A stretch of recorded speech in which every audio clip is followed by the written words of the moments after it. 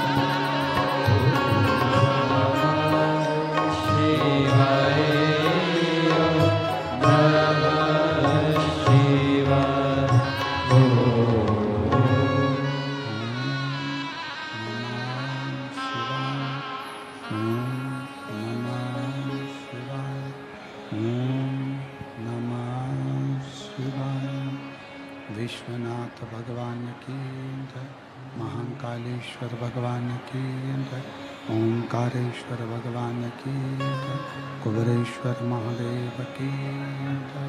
हर हर महादेव, हर हर महादेव, हर हर महादेव। काशी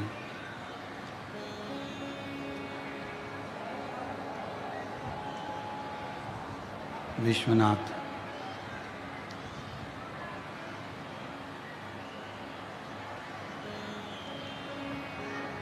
ओगरदानी तरकालदर्शी कैलाशी अविनाशी भगवान शिव, जिनकी पुनित पावन पवित्र शिव महापुराण की कथा बाबा देवादिदेव महादेव की कृपा से, करुणा से, उनकी उदारता से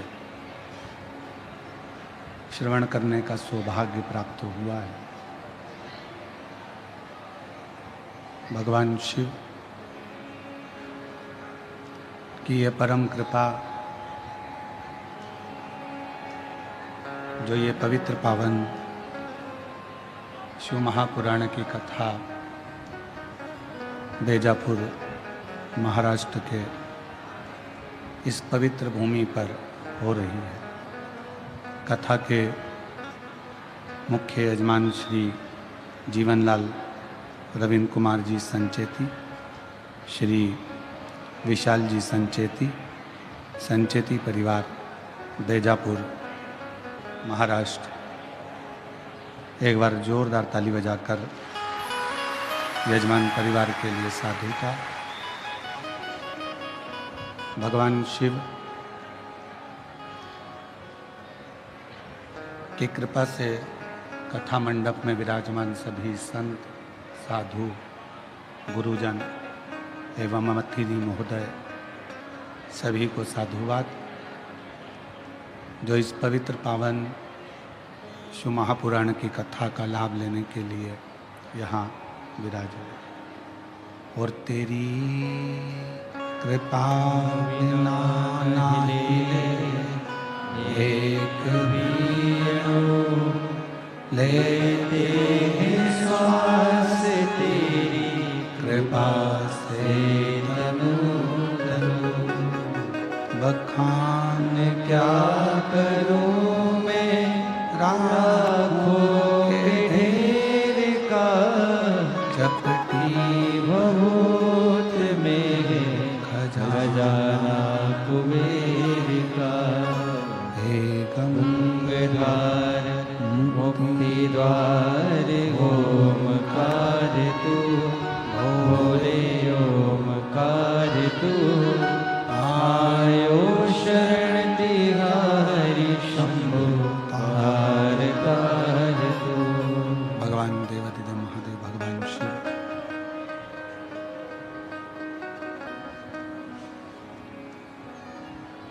शिव कथा कर रही है। भगवान शंकर का चरित्र कह रहा है, शिव महापुराण की कथा कर रहे हैं। कल भी कथा में कहा था, एक तो मानव का देह मिल जाए, मनुष्य का शरीर मिल जाए, और मानव देह मिलने पर यदि भगवान शंकर की अविरल भक्ति मिल जाए, शिव कथा मिल जाए, शिव का स्मरण मिल जाए, तो ये मानकर चलें कि हमारा मानव देह लेना सार्थक हो गया, मनुष्य का देह पाना सार्थक हो गया। क्योंकि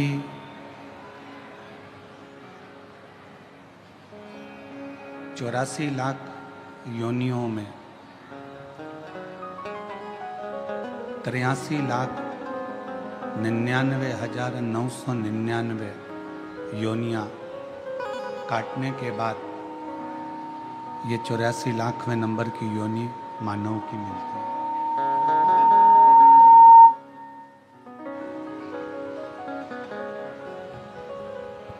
अब 83,99,999 योनि जब कट जाती है, तब ये 84 लाखवें नंबर पर मनुष्य देह है।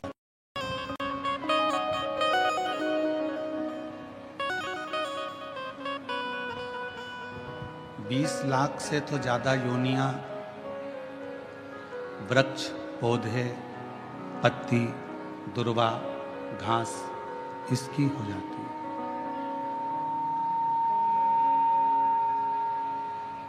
और इन सभी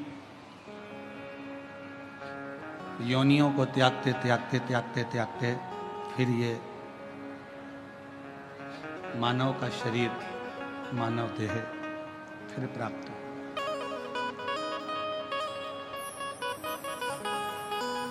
21,600 श्वास प्रतिदिन इस मनुष्य के शरीर से निकलती है प्रतिदिन।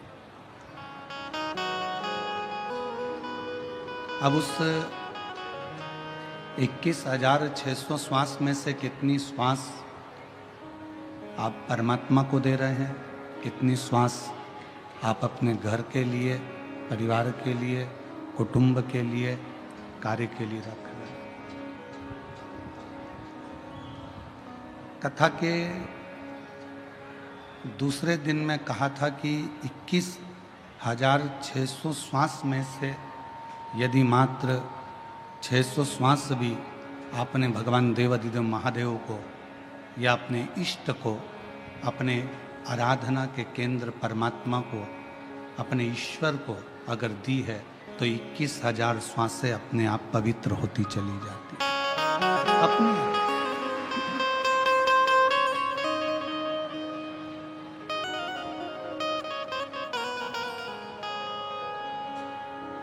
इस व्यासपीठ ने कभी आपसे ये नहीं कहा कि आप कहीं संत बन जाओ या साधु बन जाओ या सन्यासी बन जाओ या तपस्वी बन जाओ या किसी मंदिर में जाकर बैठ जाओ या किसी पवित्र नदी के तट पर जाकर बैठ जाओ।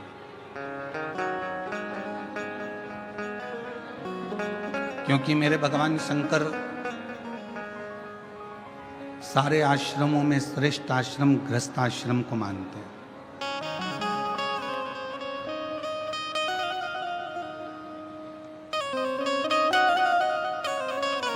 एक गृहस्थ चलते फिरते भी अगर भगवान का नाम ले लेता है तो भी उसकी मुक्ति सरल हो जाती है। सन्यासी को, तपस्वी को, साधक को, उपासक को, सन्यास लेने वाले को, साधने वाले को,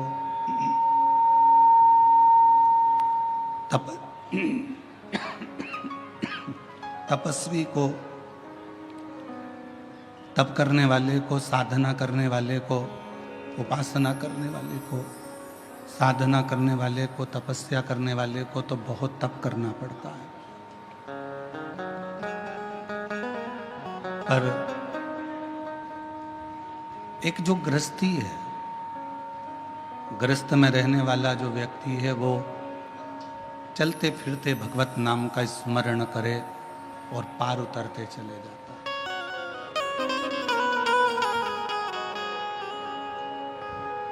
कितना सुंदर लिखा है हमारे शास्त्रों में, वेदों में, पुराणों में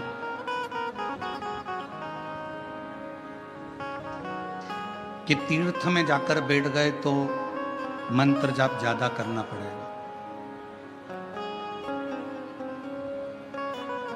सन्यास ले लिया तो भी भगवान के साधना तप ज्यादा करना पड़ेगा।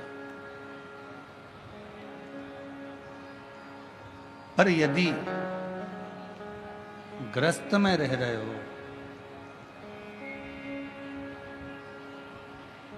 यदि गृहस्थ में रह रहे हो, घर में रह रहे हो और गृहस्थ में रहते हुए, घर में रहते हुए आप ज़्यादा तो नहीं, थोड़ा बहुत भी अगर भगवान का नाम ले लेते हो तो भी आपको जीवन में कहीं भटकना नहीं पड़ेगा और कोई नरक भोगना नहीं पड़ेगा, परमात्मा की शरणागति प्राप्त है। और शंभु शरणे मागो घड़ी रे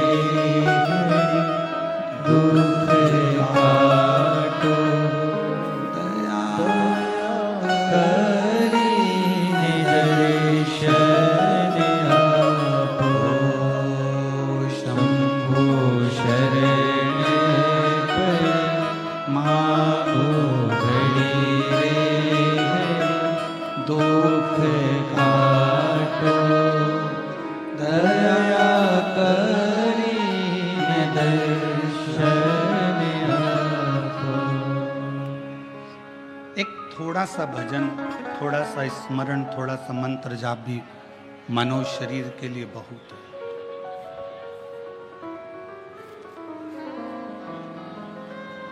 एक प्रसंग शिव महापुराण में आता है कि एक बार देव ऋषि नारद को अपनी विद्वत्ता का अभिमान आ गया।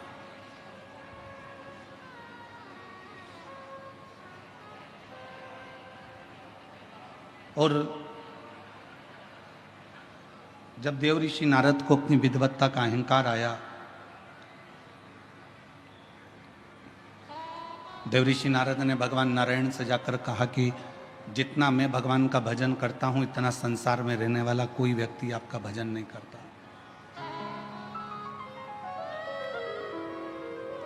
जितना मैं मंत्र जाप करता हूं उतना कोई मंत्र जाप नहीं करता। जितनी बार मैं आपका नाम लेता हूं उतना नाम शायद कोई भी नहीं लेता। भगवान विष्णु ने कहा, हो सकता है कि आपका मंत्र जाप प्रबल हो, आप श्रेष्ठ हो, मना नहीं।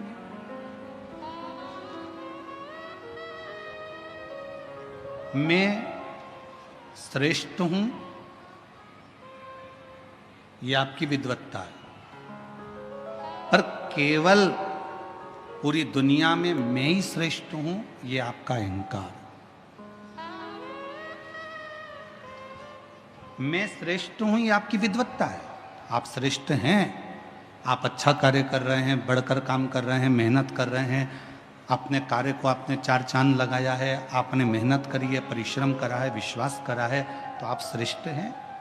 मैं श्रेष्ठ हूं ये शब्द आपकी विद्वत्ता है, पर केवल मैं ही श्रेष्ठ हूं पूरी दुनिया में ये आपका अहंकार है।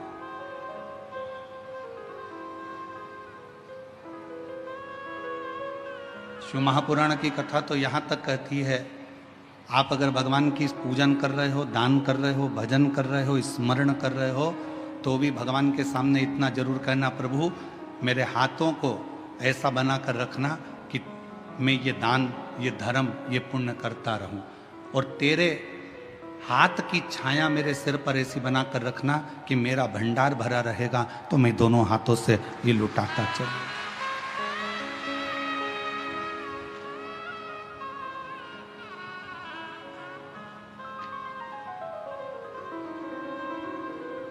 और यदि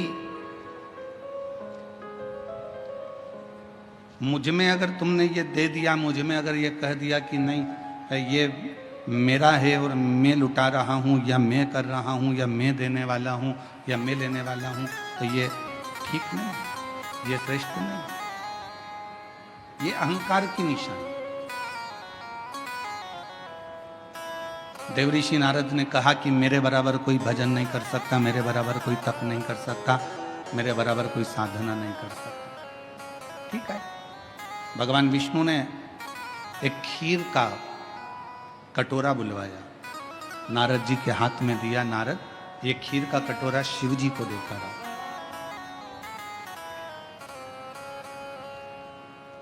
अब नारद जी से कहा कि शिव देवाधिदेव महादेव जी के पास में ये खीर का कटोरा लेकर जाओ, परंतु इसकी खीर एक बूंद भी नीचे नहीं गिरना चाहिए, नहीं गिरेगी। खीर का कटोरा लेकर नारद जी चले, धीरे धीरे धीरे धीरे भगवान शिव जी के पास पहुंचे और ले जाकर दे दिया। नारद जी ने कहा, आपने मेरा उत्तर नहीं दिया भगवान विष्णु से कि पूरी दुनिया में मैं श्रेष्ठ हूं, मेरे बराबर कोई भजन नहीं कर सकता, मेरे बराबर कोई कीर्तन नहीं कर सकता, मेरे बराबर कोई मंत्र जाप नहीं कर सकता, मेरे बराबर कोई नाम जाप नहीं कर सकता।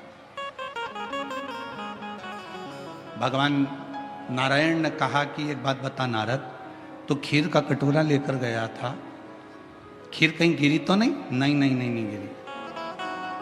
ठीक है, कटोरा ले जाते तूने मेरा नाम कितनी बार लिया? देव ऋषि नारद ने कहा, यदि नाम लेता तो खीर ही गिर जाती, इसलिए एक बार भी मैंने नाम नहीं लिया।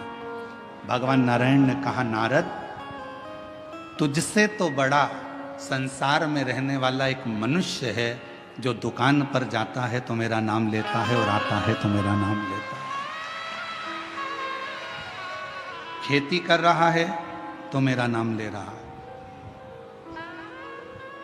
कर्म कर रहा है तो मेरा नाम ले रहा है। तो कहा उसने कोई सन्यास नहीं लिया, उसने कोई तपस्या नहीं करी, उसने कोई साधना नहीं करी, उसने अपना घर नहीं छोड़ा, अपनी प्रॉपर्टी नहीं छोड़ी, अपना परिवार नहीं छोड़ा। भगवान नारायण ने कहा, नारद पूरी लिस्ट उठाकर देखना, जिन्होंने घर छोड़ा उनको परमात्मा बहुत मुश्किल से मिला। मीरा अपने घर में रहकर गिरधर को प्राप्त कर ली, संत तुकाराम जी घर में रहकर हरि विठ्ठल को प्राप्त कर लिए, नामदेव जी घर में रहकर भगवान पांडुरंगा हरि विठ्ठल को प्राप्त कर लिए, मुक्ताबाई ने भगवान को प्राप्त कर लिया, रामकृष्ण परमहंस ने अपने परिवार में रहकर माँ जगत जननी को प्राप्त कर लिया, कर्माबाई ने अपने घर में रहकर जगन्नाथ को प्राप्त कर लिया। इस संसार सागर में प्रहलाद भी घर में रहा, भगवान को प्राप्त किया। ध्रुव जी घर में रहे, भगवान को प्राप्त किया। घर में रहकर भजन करने वाले को परमात्मा शीघ्र मिल जाता।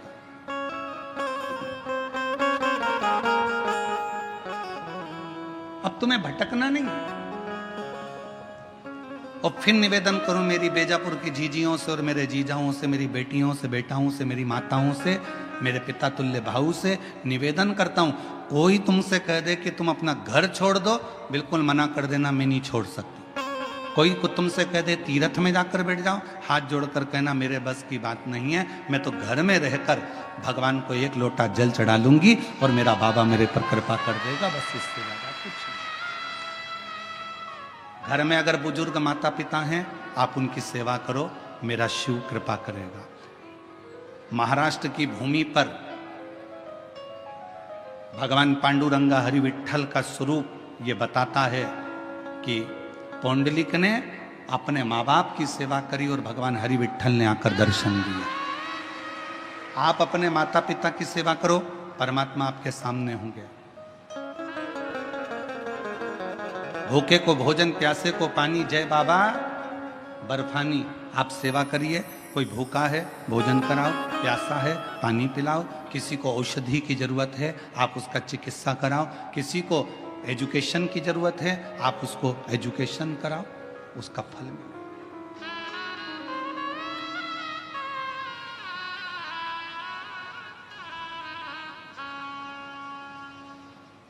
जरूरी नहीं है कि आप किसी व्यक्ति को कोई धन दोगे तो दानी कहलाओगे।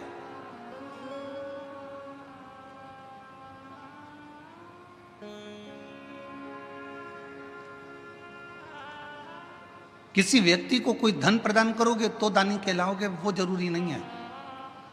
दानी की एक निशानी और होती है, अपने मोहल्ले में, अपनी कॉलोनी में, अपने परिवार में, अपने कुटुंब में अगर कोई को शिक्षा की जरूरत है और उसके पास में एजुकेशन का पैसा नहीं है, अपने धन में से कुछ रुपए निकालकर उसके कॉलेज की फीस, उसके स्कूल की फीस, उसका ड्रेस, उसकी किताबें, अगर 2-5 साल आपने उस बच्चे का, उस बेटी का हाथ पकड़ लिया और उसकी अच्छी एजुकेशन करा दी, अगर वो बच्चा इंजीनियर बन गया, डॉक्टर बन गया, कलेक्टर बन गया, आईजी, डीआईजी बन गया, कमिश्नर बन गया, तो वो किसी को भूल जाए वो बात दूसरी है, पर जिसने उसको एजुकेशन में साथ दिया उसको जिंदगी भर नहीं भूलता, वो नहीं भूल पाता।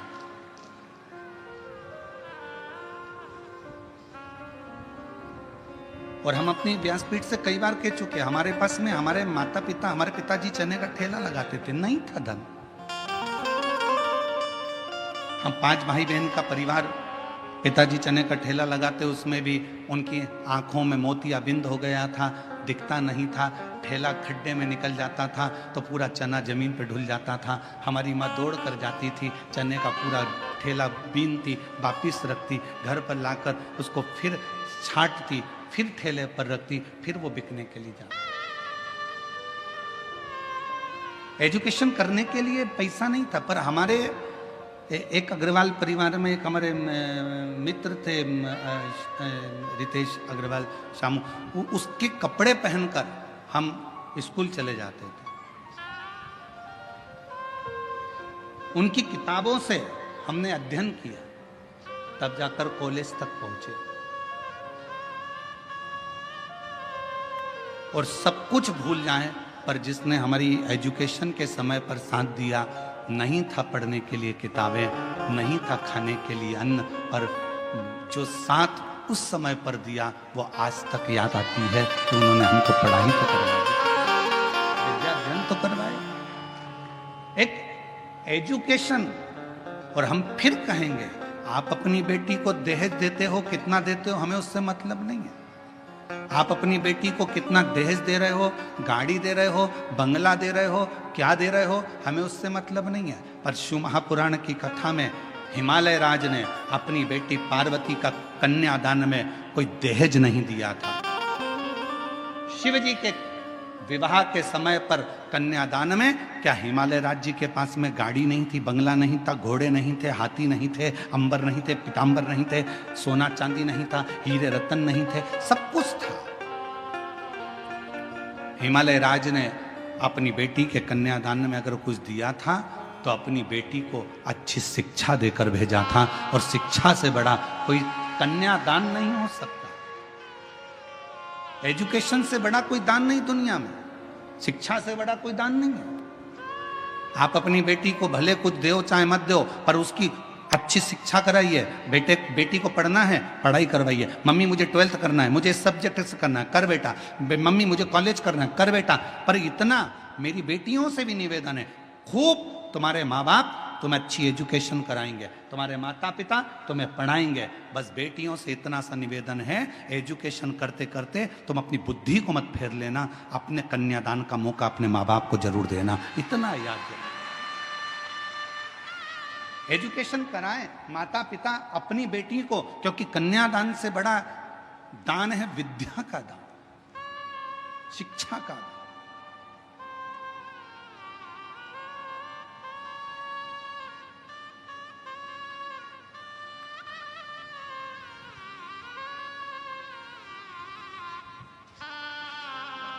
कभी हमारे सीहोर में विठले सेवा समिति के पास जाकर देखना, आप लोग जो दान करते हो उनके पास का जाके एक रजिस्टर देखना, जिस रजिस्टर में केवल मध्य प्रदेश के नहीं पूरे भारत के कई बच्चे ऐसे हैं जिनकी कॉलेज की फीस, जिनकी स्कूल की फीस, जिनकी किताबें, जिनके ड्रेस विठले सेवा समिति हर साल दिलवाती और हर साल फीस जमा करके उनको पढ़ाती है,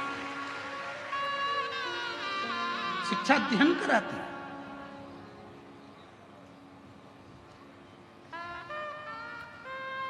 विद्या मत दो किसी को कुछ, आपका धन अपने पास में रखो, मना नहीं, पर उस धन का सदुपयोग करो। ये शरीर मिला, बहुत अच्छा दिया परमात्मा ने, बड़े सुंदर आप लोग हुए हैं। भगवान ने 2 हाथ भी दिए, 2 पाँव भी दिए, नेत्र भी दिए, श्रवण शक्ति भी दी, जिह्वा भी दी, अपनी एक इंद्रियां, 5 कर्मेंद्री, 5 ज्ञान इंद्रिय और 1 मन, 11 इंद्रियां भी परमात्मा ने दिया। ये पूरी इंद्रियां, ये पूरा शरीर जो परमात्मा ने दिया है, इसको सदुपयोग में लगाओ। व्हाट्सएप चलाते चलाते, फेसबुक चलाते चलाते किसी की निंदा भी लिखी आ जाए तो उस पर कोई कमेंट्स नहीं, नो कमेंट्स, कोई कमेंट्स नहीं। हमने विद्या अध्ययन करी है, हमें भगवान की विद्या, हमने शिक्षा ग्रहण करी है। हमारी शिक्षा में ये नहीं सिखाया जाता कि कोई फेसबुक पर किसी की बुराई करे और तुम उसमें कमेंट्स करो, ये हमारी शिक्षा नहीं बताती। हमारी शिक्षा तो ये बताती है कि जहाँ कोई अच्छा व्यक्ति चल रहा हो उसके पथ के पीछे चलो तो अपन भी मंजिल तक पहुंच जाते हैं। ये हमारी शिक्षा कहती है, ये हमारी विद्या कहती है।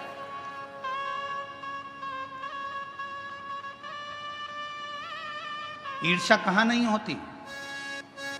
कई लोग कहते हैं महाराज जी कलयुग बड़ा बेकार है। हमने कहा कलयुग से अच्छा तो कुछ भी नहीं है।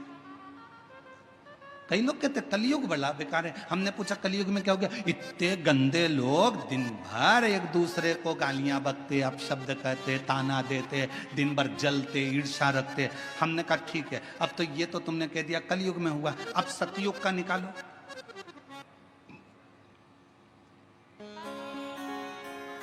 त्र्यंबकेश्वर बाबा की कथा निकाल लो, ज्यादा दूर मत जाओ, यही महाराष्ट्र की त्र्यंबकेश्वर बाबा की कथा निकालो।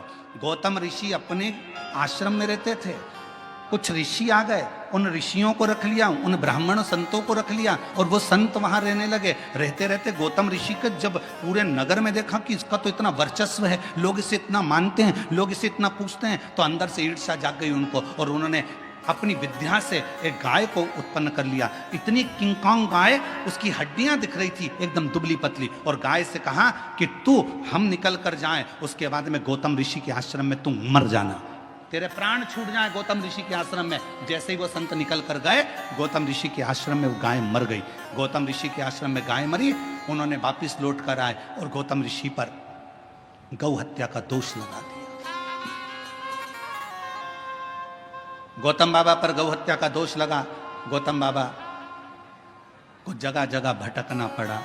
आखिरी में गौतम ऋषि की धर्म पत्नी ने कहा, तुम घबराओ मती, ब्रह्मा विष्णु और महेश की आराधना करी, तब वो त्र्यंबकेश्वर के रूप में मेरे देव अधिदेव महादेव आकर बैठे और वहां गौतम ऋषि को गौ हत्या के दोष से मुक्त किया। अब ये कथा कोई, लोग कहते हैं कलयुग बेकार था, सतयुग उठाकर देख लो। लोग कहते हैं कि कलयुग बेकार था, हम कहते हैं त्रेता उठाकर देख लो। मेरे राम जी महाराज की धर्म पत्नी ने अग्नि परीक्षा माता जानकी जी ने दे दी, उसके बाद भी उनको नहीं छोड़ा गया। अब शब्द कहने वाले कहते रहे, अब वो जाने दो। द्वापर उठाकर देख लो, भगवान कृष्ण के जीवन की लीला। भगवान कृष्ण को किसी ने भगोड़ा कह दिया, किसी ने कुछ कह दिया, किसी ने माखन चोर कह दिया, उनको शब्द के शब्द सुनना पड़े। जरा विचार करिए कि ये कलयुग है, पर इतना याद रखना कि दुनिया के लोग कहते हैं कलयुग बेकार था। शिव महापुराण की कथा कहती है ऐसा कोई युग नहीं जिस युग में निंदा करने वाले पैदा नहीं हुए, अपशब्द कहने वाले पैदा नहीं हुए, आड़ा टेढ़ा बोलने वाले पैदा नहीं हुए, गाली देने वाले पैदा नहीं हुए। हर युग में हुए, बस अंतर इतना है उस युग में तुम पैदा नहीं हुए थे, इसलिए तुमको मालूम नहीं है।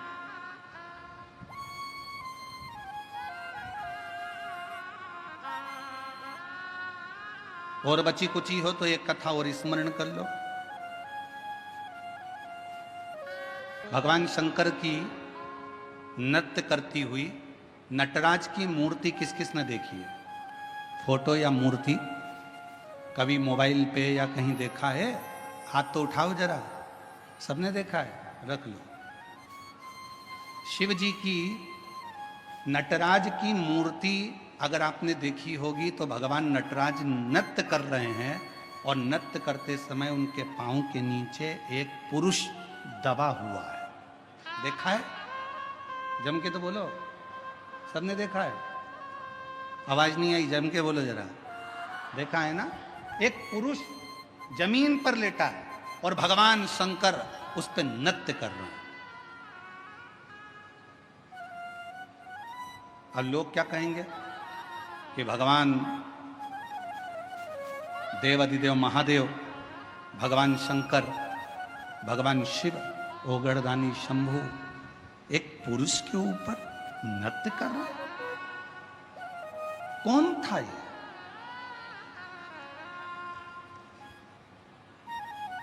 शिव महापुराण की कथा ने कहा,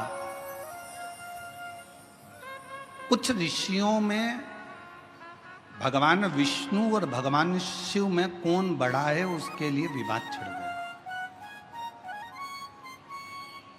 और विवाद छिड़ा तो इतना छिड़ा कि वो आपस में लड़ पड़े, खूब लड़े।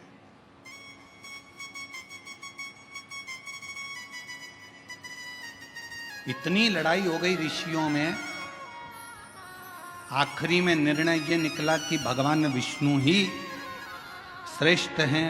उनकी बुद्धि में ये बैठ गया और उन्होंने शंकर जी को निंदा करना प्रारंभ कर दिया। अब वो शिव जी को व्यर्थ समझने लगे। अब जब भगवान शंकर को व्यर्थ समझने लगे तो ऋषियों के मन में आया कि कुछ भी हो, अगर ये शंकर भगवान को व्यर्थ समझ रहे हैं, उनकी निंदा कर रहे हैं, उनके लिए अपशब्द बोल रहे हैं, तो ऋषियों ने एक पुरुष को प्रकट करा। उस पुरुष का नाम था अपस्मार। जो शिवजी के नटराज की मूर्ति के नीचे जो पुरुष सोया रहता है, उसका नाम है अपस्मार। क्या नाम है? जम के बोलो, अपस्मार। फिर से बोलो, अपस्मार। एक पुरुष उत्पन्न किया और पुरुष उत्पन्न कर कर उस पुरुष को आज्ञा दी, जाओ जाकर देवादिदेव महादेव को समाप्त कर दो। अब उन ऋषियों को समझाए कौन? जिसके अधीन स्वयं काल हो, जो स्वयं कालो का भी काल महाकाल हो, उसे कौन समाप्त करेगा? कौन मारेगा? कहा, ये अपस्मार पुरुष, तुम्हें जाकर भगवान देवादिदेव महादेव का संहार करना है, उनको समाप्त करना है। अपस्मार पुरुष ऋषियों की वाणी को सुनकर, क्योंकि ऋषियों ने उसको प्रकट करा था, उनकी वाणी सुनकर चल दिया देवादिदेव महादेव को मारने के लिए। जो धाम पर पहुंचा तो शंकर और पार्वती मैया बैठे हुए थे। अपस्मार मुनि उस पुरुष ने, अपस्मार पुरुष ने जैसे ही शिव और पार्वती जी का दर्शन किया, दर्शन करते से ही उसकी आंख में से आंसू बहने लगे, नेत्रों से नीर बहे।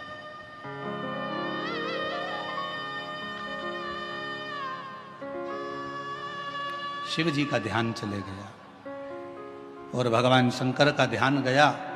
शिव जी ने देखा कि ये पुरुष आया है और हमको देखकर रो रहा है, आंख से आंसू बह रहा है।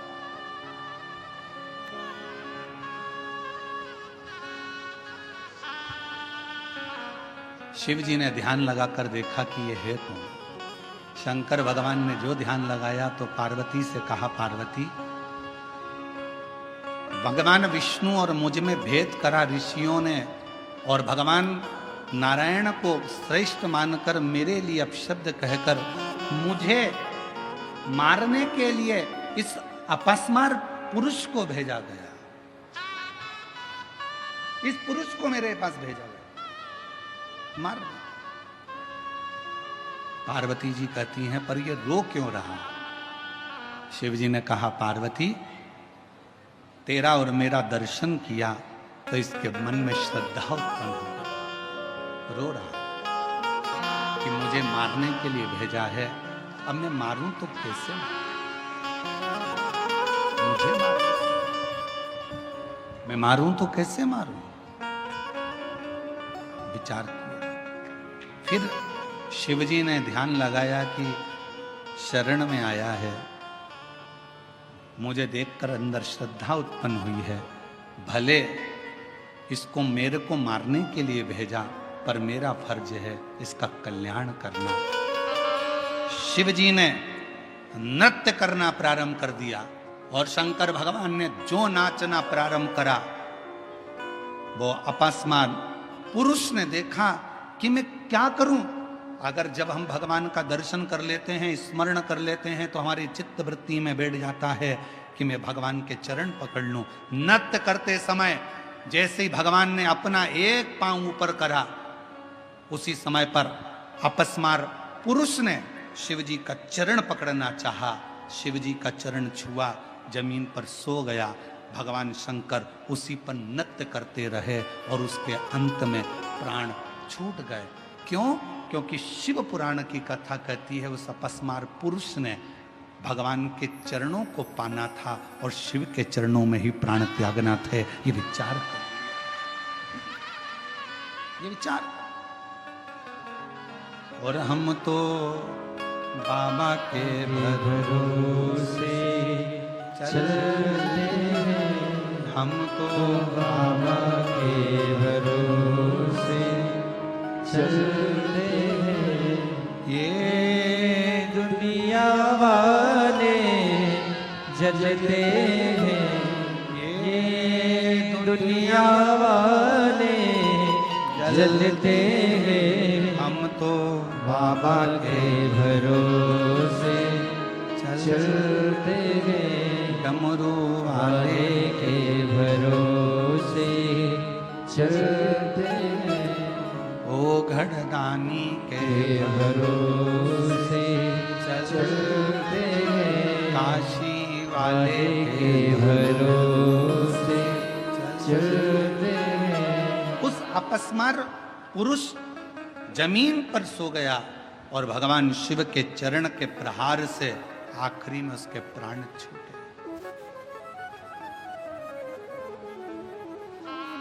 असुर था, शिव को मारने के लिए आया था। कोई दूसरे ने पैदा नहीं करा था उसको, ऋषियों के क्रोध ने, ईर्ष्या ने उसको जन्म दे दिया था।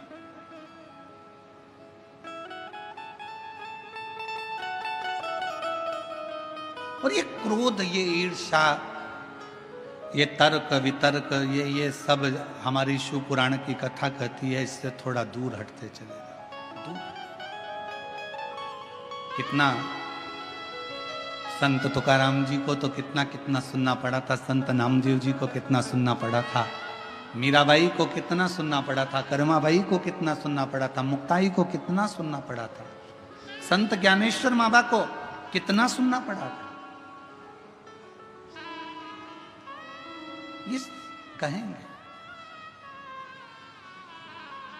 तर्क देने वाले कुछ भी तर्क देंगे, पर किसी से कोई बहस नहीं करना चाहिए। हम शिव पुराण तो यहां तक कहती है, अगर कोई तुमसे कहे, अगर मान लो कोई तुमसे कहे कि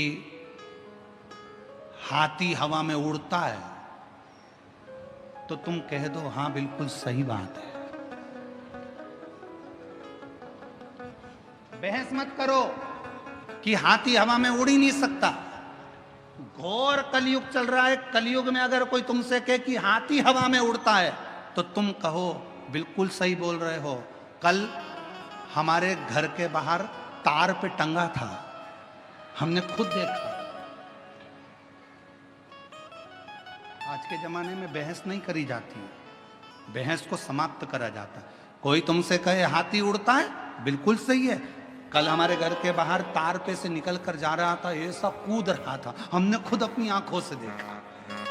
अगर तुम कह दो नहीं साहब हाथी तो हवा में उड़ता ही नहीं है, नहीं साहब हवा में उड़ ही नहीं सकता है, तो उसको बहस करना पड़ेगी, समझाना पड़ेगा। आज के व्यक्ति को समझाना सबसे कठिन काम। ज्ञानी को समझाया जा सकता है, अज्ञानी को समझाया जा सकता है, पर जिसके अंदर अभिमान भरा होता है उसको समझाना दुनिया का सबसे कठिन काम। ज्ञानी को समझाना सरल है, अज्ञानी को समझाना सरल है, पर अभिमानी को समझाना कठिन है। इसलिए कोई तुमसे कहे हवा में हाथी उड़ता है, तो क्या कहोगे? उड़ता है।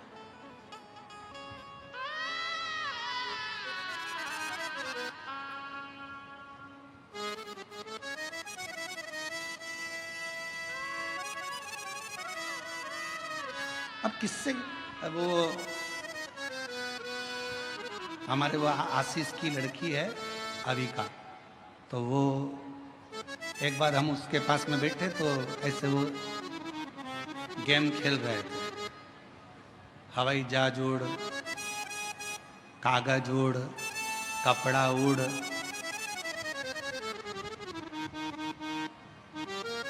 वो भी उड़ा रही थी।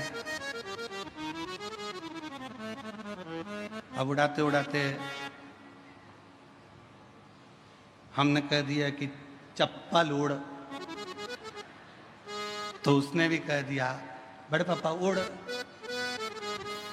तो हमने कहा तुम तो आउट हो गई। कहने काय को आउट हो गई? चप्पल भी उड़ती है। हमने कहा कैसे उड़ती है? वो गई बाहर से चप्पल उठा लाई, जो फेंका यहाँ से वहां, देखो पापा उड़ी की नहीं उड़ी? हमने कहा उड़ गई। अब ज्ञानी को समझाओ, अज्ञानी को समझाओ, पर शास्त्र कहता है आज का जमाना कोई बहस करने का नहीं है, आज का जमाना बहस का नहीं, आज का जमाना तो बस भजन करने का है। मौन रहो, स्थिर रहो और भजन, चित्त स्थिर।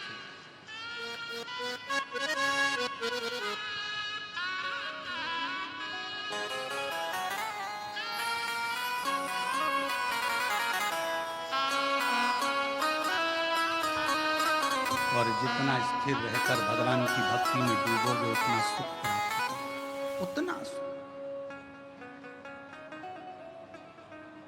जिस अपस्मार पुरुष को ऋषियों ने जन्म दिया था, वो अपस्मार पुरुष शिव को मारने के लिए गया था, पर मेरे शंकर भगवान के दर्शन का फल ये मिल गया कि उसके चरणार विंद में ही उसके प्राण छूट गए।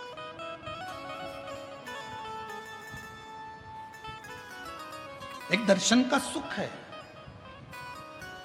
लोग कहते हैं शिव जी की कथा सुनने से क्या मिल सकता है, भगवान के भजन से क्या मिल सकता है, भगवान के भक्ति से क्या मिल सकता है, शिव स्मरण से क्या मिल सकता है, शिव महापुराण की कथा पंडाल में बैठकर सुनने से क्या मिल। ये पत्र कितने आते हैं, ये देखो एक पत्र बड़ा अच्छा है, देखिए।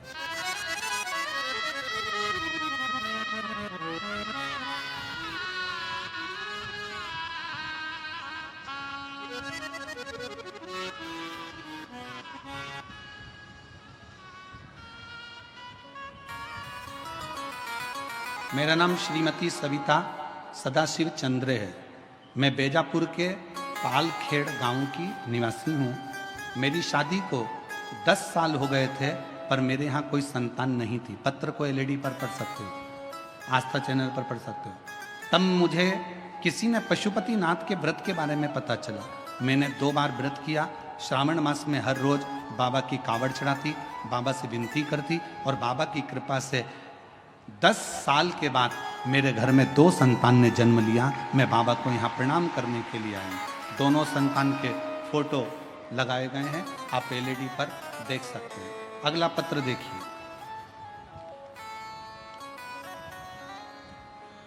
मैं सविता अप्पा साहेब दारुंटे, गांव हनुमंत गांव, तहसील बेजापुर, जिला छत्रपति संभाजी नगर। मेरा मोबाइल नंबर ये है। मेरी शादी को 19 साल हो गए थे, फिर भी 19 साल में कोई संतान नहीं थी। अस्पताल में डॉक्टरों की सलाह ली, पर मुझे समाधान नहीं मिला। फिर डॉक्टरों ने 2017 में टेस्ट बेबी भी कराया, पर उससे भी मुझे औलाद नहीं हुई। एक दिन आस्था चैनल पर मैंने मेरे परिवार के मुख से सुनी हुई शिव महापुराण की कथा बताई, तो हमने सुनना प्रारंभ करी। सफेद आंकड़े की जड़ को बांधा। पिछले 3 से 4 साल में हम रोज आस्था चैनल पर कथा सुनते हैं, बाबा से विनती करते हैं, गुरुदेव कोई 1 बार आंकड़े की जड़ का प्रयोग करता है। मैंने 2 बार आंकड़े की जड़ का प्रयोग करा।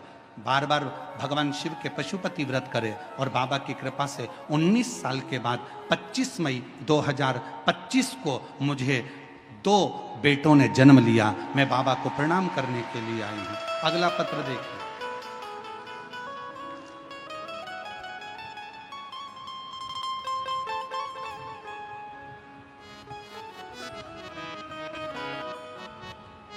मैं नंदिनी आहेर, पाराला, तहसील बेजापुर, जिला छत्रपति संभाजी नगर की रहवासी हूँ। मेरी जेठानी की शादी को 20 साल हो गए थे, लेकिन उन्हें कोई संतान का सुख नहीं था। तब हमने उनको बताया, जेठानी को, दीदी आप शिव महापुराण की कथा सुना करो और सफ़ेद आंकड़े की जड़ का प्रयोग करो। बाबा की ऐसी कृपा हुई गुरुदेव, 20 साल तक जब औलाद नहीं हुई, तब सफ़ेद आंकड़े की जड़ का प्रयोग करना प्रारंभ करा, और बाबा की कृपा से 27/5/2023 को बाबा की कृपा से संतान की प्राप्ति 20 साल के बाद हुई। मैं बाबा को यहाँ प्रणाम करने के लिए आई हूँ। शिव तत्व किसको कहते हैं? भगवान शंकर ओघड़दानी की कृपा किसको? जिनके नाम लिए गए हैं, अगर वो लोग बैठे हों तो बेलपत्र लेने के लिए आ सकते हैं। शिव तत्व किसको कहते? एक विश्वास, एक भरोसा, एक दृढ़ता, और ये बहुत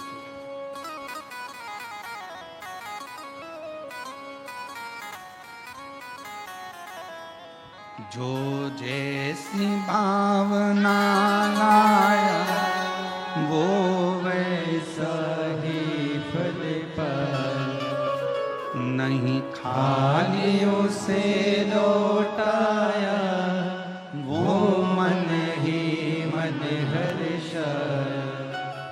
जो जैसी भावना लाया वो वैसा ही फल पाया, नहीं नहीं खाली उसे लौटाया, वो मन ही मन हर्षाया।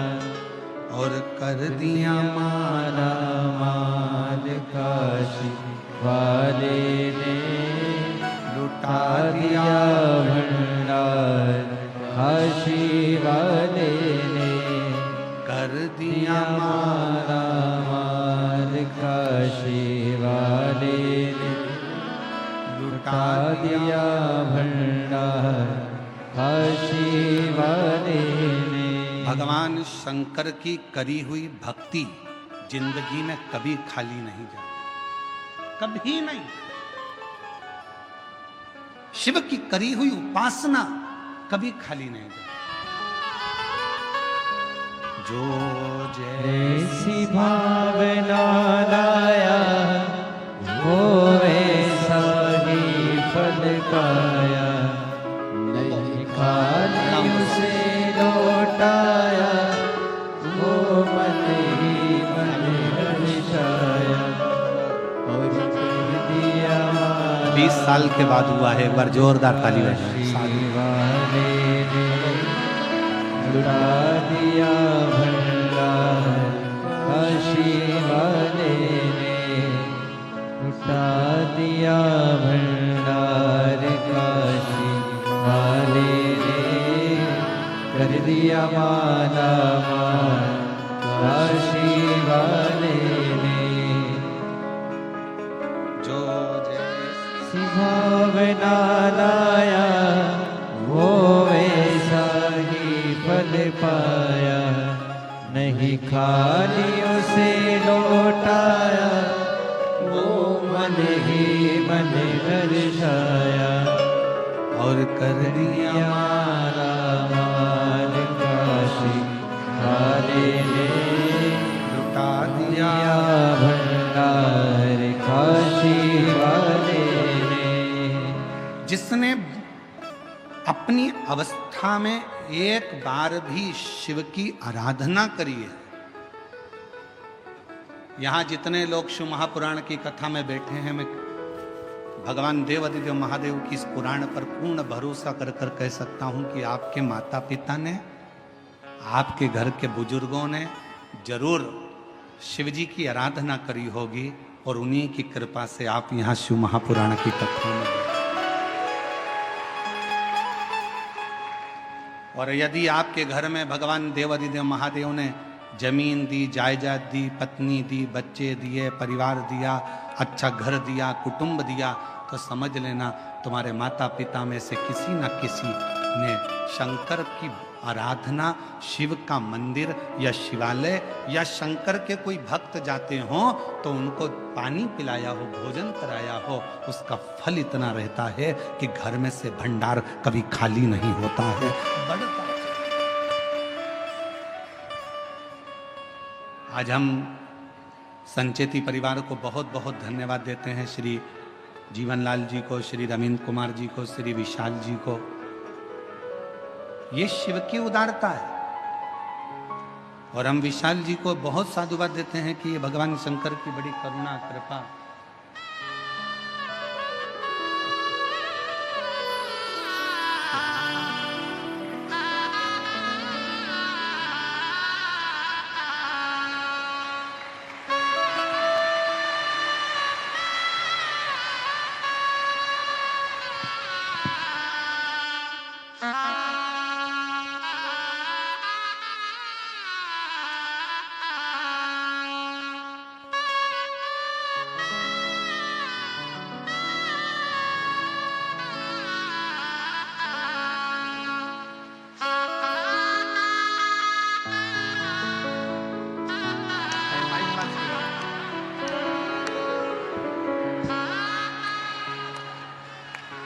अभी मई में हुए हैं, यही 2025, और 19 साल के बाद हुए हैं दोनों। जोरदार ताली बजाकर स्वागत करें।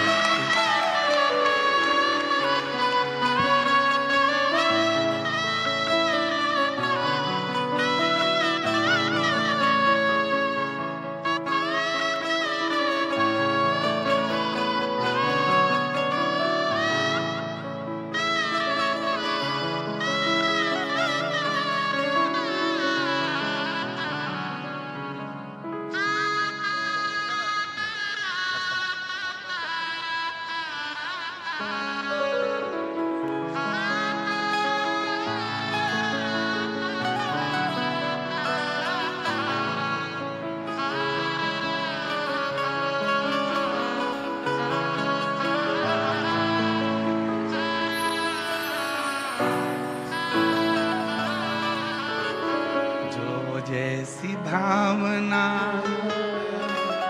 वो वैसा ही फल पाया, नहीं खाली उसे लौटाया, वो मन ही मन हर्षाया, और कर दिया माला माल काशी वाले, लुटा दिया भंडार काशी वाले ने। ये कथा करते करते तो हमको ऐसा लगता है कि भारत सरकार थोड़े दिन में हमारे पास में पत्र भेजेगी कि तुम वंश की वृद्धि कराते जा रहे हो, हम रोकने का काम कर रहे हैं और तुम 2 बार पशुपति व्रत, 2 बार सफेद आंकड़े की जड़, तो जुड़वा ही दिया जाए।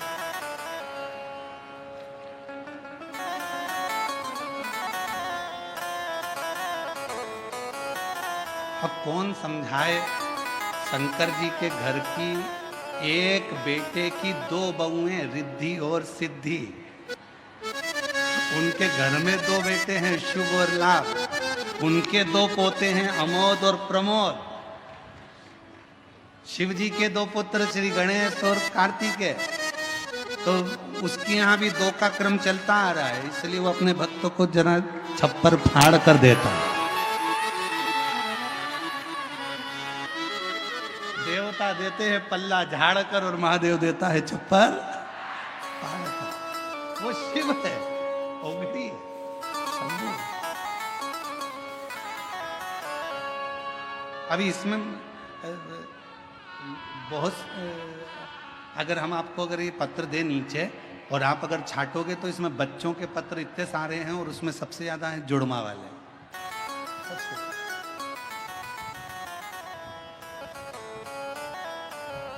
शिव शिव है,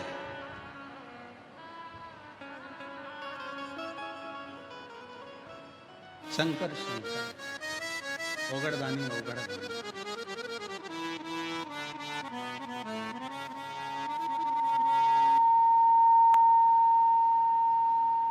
तेरे दरबार की बाबा निराली शान देखी है, वो जुड़मा और आ रहे हैं, वो देखो जुड़मा और आ रहे हैं 2।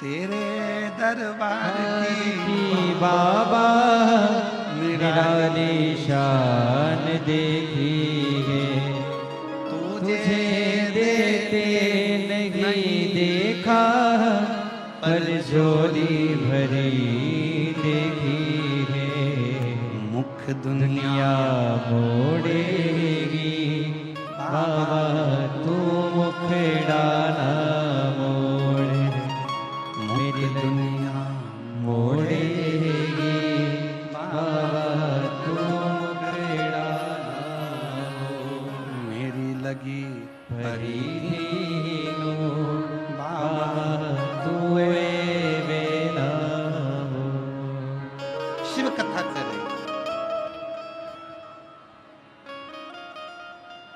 हम श्री विशाल जी संचेती जी को, उनके श्री जीवनलाल जी को, श्री रविंद्र कुमार जी संचेती जी को बहुत धन्यवाद देते हैं कि आपने अपने पूर्वजों के उद्धार के लिए, अपने दादा परदादा के उद्धार के लिए एक शिव महापुराण की कथा कर कर पूरे कुल को पार। अगर भगवान धन दे और भगवान अगर धन के साथ में हृदय दे तो अपने पूर्वजों के उद्धार के लिए जिंदगी में एक बार शिव महापुराण की कथा जरूर करो और कराओ, स्मरण करो अपने जीवन में। शिव शिव है, उसकी उदारता, उसकी करुणा, कृपा। शिव कथा कर रहे हैं।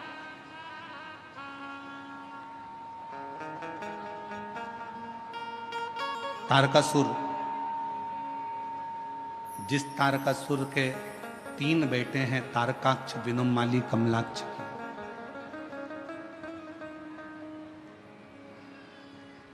तारकाक्ष, विदुमाली कमलाक्ष की। 3 पुत्र हैं। और जिस समय पर तारकासुर के प्राण छूटने का समय आया, तारकासुर को मारने का समय आया, षडानंद कार्तिकेय जी महाराज का जो प्रागट्य हुआ मां गंगा की 6 धार से, कृतिकाओं ने पालन करा तो नाम कार्तिकेय जिनका पड़ा। उन षडानंद कार्तिकेय जी को तारकासुर के संहार के लिए भेजा गया।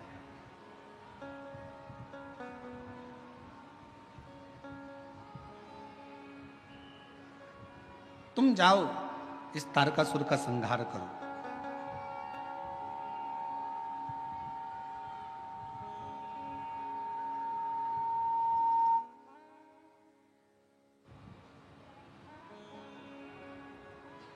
इस तारकासुर का संहार करिए।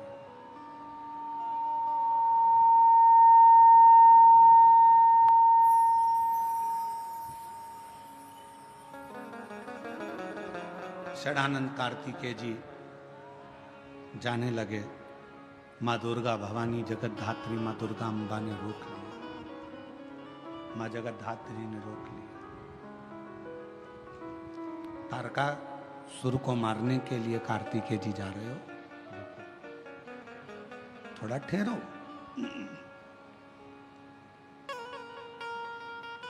माँ अम्बा ने कहा कि तारकासुर ब्रह्मा जी से एक वर मांगा था, अगर मैं मरूं तो शिव जी के पुत्र के द्वारा मरूं। कार्तिकेय, तारकासुर तुम्हारे द्वारा मरेगा ये निश्चित है, पर बात ऐसी है कि तारकासुर ब्रह्मा जी को कष्ट दिया, सबको कष्ट दिया, पर तारकासुर ने कभी शंकर को कोई कष्ट नहीं दिया। और ये बात हम पहले भी कथा में कह सकें कि शिव जी का संसार में देवता हो, असुर हो, गंधर्व हो, साच हो, किन्नर हो, गंधर्व हो, तारकासुर जैसे कोई भी असुर हो, मेरे शंकर भगवान का दुनिया में कोई द्रोही नहीं है, शिव जी का कोई दुश्मन नहीं। शिव का कोई दुश्मन नहीं। और आपका और हमारा भी जगत में कोई दुश्मन नहीं है। ना हमारा कोई दुश्मन है, ना आपका कोई दुश्मन। दुश्मन कौन? आपका भी कोई दुश्मन नहीं है, हमारा भी कोई दुश्मन नहीं है। दुश्मन किस चीज का है? तो कहा दुश्मन अगर इकट्ठे होते हैं तो आपकी प्रतिष्ठा के दुश्मन एकत्रित होते हैं। आपका कोई दुश्मन नहीं है, पर आपकी जो प्रसिद्धि है, आपकी जो सिद्धि है, आपका जो पद है, आपका जो फैक्ट्री है, आपका जो व्यापार है, आपका जो व्यवसाय है, आपकी जो उन्नति है, बस दुश्मन उसको देखकर उत्पन्न होते हैं। बाकी का आपका और हमारा दुनिया में कोई दुश्मन नहीं। ना आपका कोई दुश्मन है, ना कोई दुश्मन है, ना आपका कोई दुश्मन है। दुनिया में कोई दुश्मन ना तुम्हारा है ना हमारा है। केवल प्रसिद्धि को देखकर, सिद्धि को देखकर, आपकी सिंहासन को, आपकी सत्ता को देखकर उसके दुश्मन।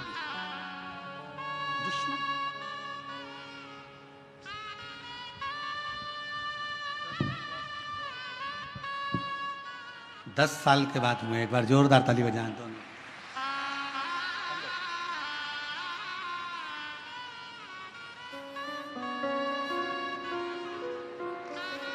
संभव श्री शिवाय नमस्ते।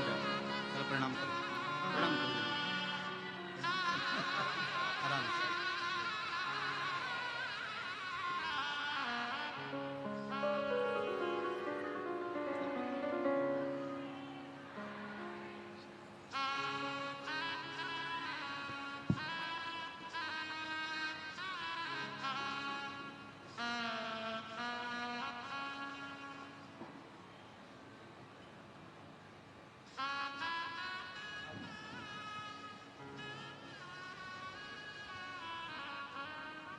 जिस पर भी हो गई तेरी कृपा करुणा वो भव पार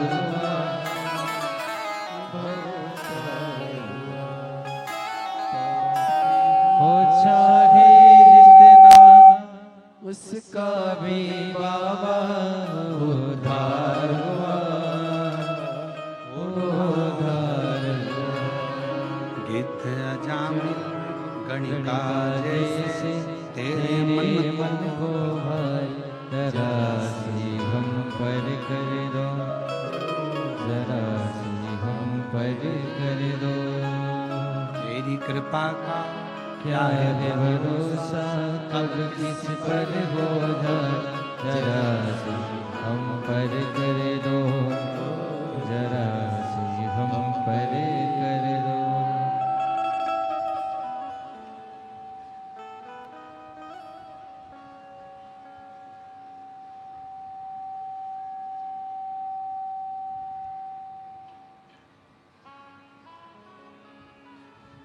शिव कथा कर रही है, भगवान शंकर का चरित्र कर रहा है, शिव महापुराण की कथा कर रही है, शिव तत्व कह रहा है। कोई दुश्मन नहीं। मां के गर्भ से जब जन्म लिया था, आपका और हमारा कोई दुश्मन नहीं था। आपकी और हमारी प्रसिद्धियां जब बहुत आगे बढ़ बढ़कर अगर कोई कार्य करता है तो लोग उससे भी ईर्ष्या करने लगते हैं। ईर्ष्या। पर क्या सोचना, एक हंस और एक कौवा दोनों में अंतर होता है। हंस और कौवे में बहुत अंतर होता है। हंस किसी को देखकर अगर सरोवर के तट पर कोई आ जाए या कोई पशु आ जाए, पक्षी आ जाए, मनुष्य आ जाए, गंधर्व आ जाए, देवता आ जाए, जलचर आ जाए, हलचर आ जाए, कोई भी अगर वहां आ जाता है तो हंस कभी चिल्लाता नहीं।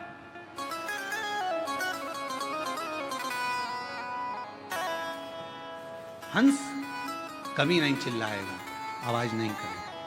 हंस किसी की अगर गलती भी कर दी है, शंभो शंभो शंभो, अगर गलती भी कर दी है, अगर किसी ने कुछ गलती भी कर दी है तो भी हंस चिल्लाएगा नहीं, हंस बोलेगा, हंस शब्द नहीं करेगा, क्योंकि वो हंस है। और कौवे का क्या काम है? कौवा, किसी ने कुछ करा और कौवे ने चिल्लाना प्रारंभ करा। दो तरह के मनुष्य होते हैं। एक हंस स्वभाव का होता है, किसी की बुराई देखकर भी उसकी बुराइयों को सामने नहीं कहता। इस शिव महापुराण की कथा में से ये सीख लो, बहू अगर गलती कर रही है तो उसको एकांत में ले जाकर समझाओ, बेटा तुमने ये गलती करी। बेटे ने गलती करी है तो उसको एकांत में ले जाकर समझाओ कि तुमने गलती करी। भाई गलती करे, उसको एकांत में ले जाकर समझाओ कि तुमने ये गलती करी। देवरानी, जेठानी कोई गलती करे तो एक दूसरे को एकांत में ले जाकर समझाया जाए कि तुमने ये गलती करी है। सबके सामने ना बहू को चिल्लाइए, सबके सामने ना सास को चिल्लाइए, सबके सामने ना भाई को चिल्लाइए, सबके सामने किसी को मत चिल्लाइए। क्यों? अगर आप आज अपनी बहू को सबके सामने चिल्लाकर बोलोगे तो वो बहू का सत्कार सबके सामने खत्म हो जाएगा। फिर मोहल्ले के लोग भी उसको चिल्लाकर बात करेंगे, छोटे छोटे बच्चे भी चिल्लाकर बात करेंगे, आप शब्द कहेंगे। पत्नी को भी अगर कुछ कहना है, पत्नी को भी अगर शब्द कहना है तो पति को चाहिए कि उसको एकांत में ले जाकर फिर कुछ बात कहे, किसी के सामने कोई संबोधन ना कहे, कोई संबोधन, एकांत, शांत, चुप, मौन। कल कथा में कहा था, गलती किससे नहीं होती? जम के बोलो, किससे नहीं होती है? भगवान से। इंसान से गलती हो रही है तो समझ लेना कि वो इंसान है, गलती का पुतला ही तो मनुष्य है। अगर गलती नहीं करेगा तो फिर तो भगवान बन जाएगा। गलती हो रही है तो इंसान है, गलती नहीं कर रहा तो वो तो भगवान बन गया। और जगत में ऐसे बहुत सारे भगवान घूम रहे हैं, बहुत ऐसे। हाँ, हमने कभी कोई गलती नहीं करी, हम कभी गलती करते ही नहीं है, हमने आज तक जिंदगी में कोई गलती नहीं करी। तो ऐसा व्यक्ति मिल जाए तो सिर पे पल्लू लेके उसके पांव पड़ लो, तू तो भगवान है रे, तू तो देवी देवता है रे, धन्य है जो तूने गलती नहीं करी, धन्य। कल की कथा में था ये प्रसंग। कल की गलती हो रही है, मानव है, मनुष्य है, मानव का शरीर है, करेगा गलती। हंस और कौवे में एक अंतर है, हंस गलती को देखता है तो भी चुप रहकर एकांत में जाकर कह देता है कि तुमने ये गलती करी। हंस कभी चिल्लाकर नहीं कहता, और कौवा एक ऐसा होता है जो कोई गलती करे तो काऊ काऊ काऊ काऊ कर कर कर चिल्ला चिल्ला कर इकट्ठा करेगा, सारे कौवों को इकट्ठा कर लेगा। और वो कौवे भी कुछ नहीं करेंगे, वो भी काऊ काऊ करेंगे। कौवे का काम है कि सबको इकट्ठा करना है, चिल्लाओ काऊ काऊ काऊ करो, इसने ये गलती करी है, चिल्लाना चालू करो। और कौवे का काम है वो चिल्लाता रहेगा, इकट्ठा करेगा, सबको एकत्रित करेगा, और वो कौवे भी चिल्लाएंगे, बहुत चिल्लाएंगे। पर निवेदन है, कौवा मत बनना, हंस के झुंड में जाकर बैठना, थोड़ा समझना समझाना। चलो, अगर किसी व्यक्ति ने गलती करी है तो अपन हंस बनो, उसके पास चलो, बात करो, एकांत में बैठो, समझाओ, कौवे जैसे चिल्लाने का प्रयास ना करो। बहू ने गलती करी है, बेटा तूने गलती कर दी, आज तुझसे ये गलत हो गया, कोई बात नहीं मम्मी, आपने मुझे अकेले में समझाया, अच्छा लगा। माँ, माँ हो ना, इसलिए समझा रही हो, अच्छा लगा। भाई भाई को समझाए। लंकापति रावण ने विभीषण को लात मारी भरी सभा में, विभीषण ने रावण को समझाया भरी सभा में। गलती दोनों की थी, अगर समझाना था तो अपने भाई के पास एकांत में जाकर बैठता, कहता भैया गलती हो रही है, समझने की बात है, समझो तो सही। पर लात भी मारी विभीषण को तो सबके सामने, और विभीषण समझाने के लिए भी खड़ा हुआ तो सबके सामने। एकांत में अगर समझाता तो रावण थोड़ा न थोड़ा समझ जाता, ऐसा नहीं कि नहीं समझता। पर हम सबकी आदत है, हम पहले पूरे नगर में डोंडी पीट देते हैं, उसने ऐसा करा, देख ले तेरी पत्नी को, देख ले तेरी धर्म पत्नी को, उसने ऐसा कर दिया, उसने वैसा कर दिया। अरे उसके पति को कहोगे मतलब क्या होगा? तुम जाओ एकांत में बैठो, सिर पे हाथ रखो, उसको अपने सिर पर हाथ रखकर बहुत प्रेम से गले लगाकर स्नेह के साथ कहो बेटा तुझसे गलती हो गई है। क्यों? क्रोध में जो कहा है वही अगर प्यार से कहा होता तो शायद पूरा घर स्वर्ग बन गया होता, पूरा माहौल सुधर गया प्रेम से। पर महाराज क्या कहें, पहले के समय में लोग बोलते थे तो मोती झड़ते थे। क्या झड़ते थे? मोती। आज के जमाने में लोग बोलते तो मेंढक झड़ते।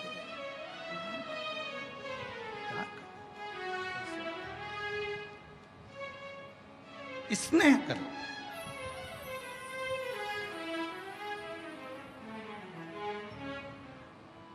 पार्वती जी ने कहा कार्तिकेय से, सुन कार्तिकेय, हे कार्तिकेय, तारकासुर को मारने के लिए जा रहे हैं, मना नहीं, पर तारकासुर के हृदय में तेरे पिता शिव बसते हैं। असुर है वो, राक्षस है वो, पर उसके दिल में शिव बसा, शंकर उसके हृदय में बैठा।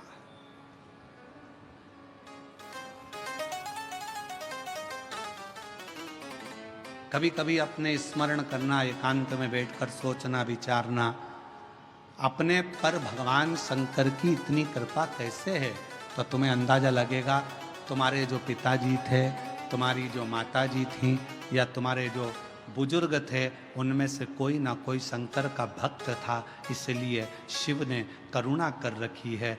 पिता को जो वचन दिया, पिता ने 1 लोटा जल चढ़ाया, पिता ने भूखे को भोजन कराया, पिता ने प्यासे को पानी पिलाया, पिता ने शंकर के मंदिर में आनंद कराया, तो भगवान शंकर ने भी कह दिया कि तुम अगर चले भी गए तो तुम्हारी औलाद की रक्षा करना और उसको धन और वैभव देना हमारी जवाबदारी।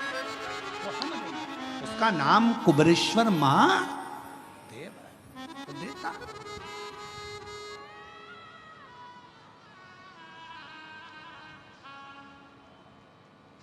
शिव कथा कही और खाली ना जाता कोई दर से तुम्हारे। आप जिस भावना से सम्मुख में आओ, शिव की साक्षी में एक लोटा जल चढ़ाओ, बेलपत्र की साक्षी रखो, बेलपत्र का स्मरण। कितना सुंदर एक प्रसंग आता है शिव महापुराण का, एक बड़ा रोचक प्रसंग है कि भगवान शिव की भक्ति करने वाली एक स्त्री अपना पति दूसरे मार्ग पर चले गया था, केवल एक बेलपत्र का फल उसने बेलपत्र के पत्ते की पूजन कर कर, केवल बेलपत्र के पत्ते की पूजन। क्यों? क्योंकि उसका पति नाराज होता था, क्रोध करता था। मंदिर में पूजन, देवता की पूजन, अर्धांगिनी शंकर जी के शिवलिंग की पूजन, तो पत्नी शिवलिंग की पूजन भी नहीं करती थी, केवल दासी से एक बेलपत्र का पत्ता बुलवाती थी, उस पत्ते को हाथ में रखकर शंकर का दीदार कर कर उस पत्ते की ही पूजन कर लेती थी। और शिव जी ने उस पर भी करुणा कर दी, उसके पति को सतमार्ग दे दिया।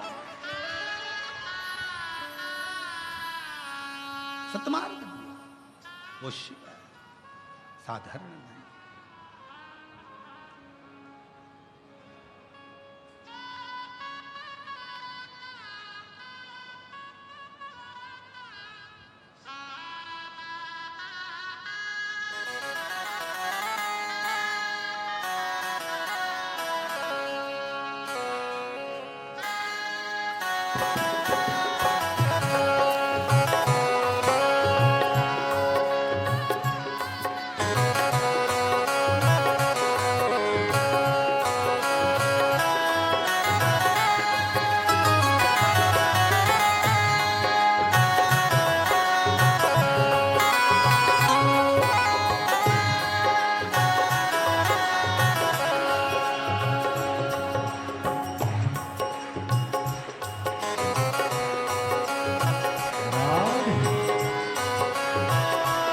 ताली सेवा देते हुए बड़े प्रेम से, हे भोला शंकरा,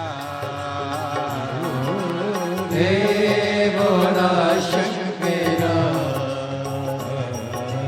आवड़ तू लावेलाची, आवड़ तू लावेलाची, बेलाच्या पानाची,